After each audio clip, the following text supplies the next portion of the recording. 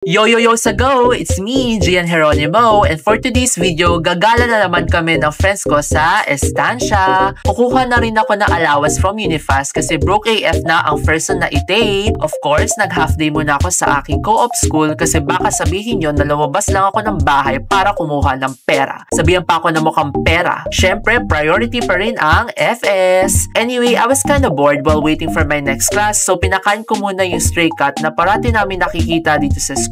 After that, nagsig-alisan yung mga kasama ko for their next class, so mag-isa lang ako rito sa library.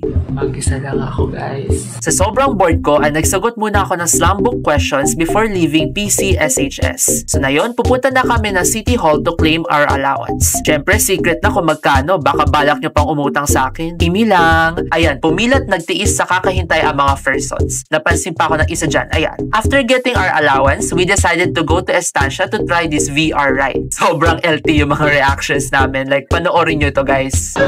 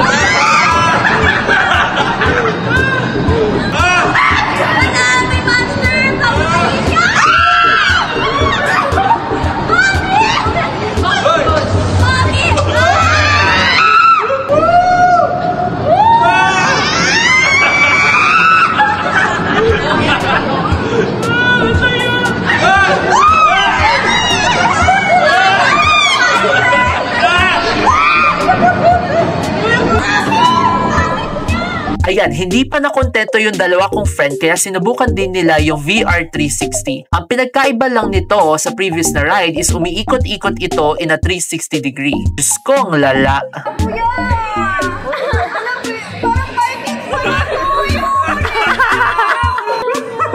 Ayan na, nag-move na.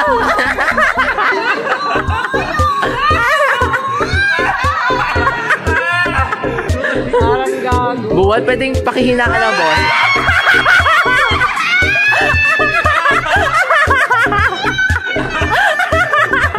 Ayan, full of regrets tuloy sila. Deserve! Hit that react button for the part 2 of my vlog.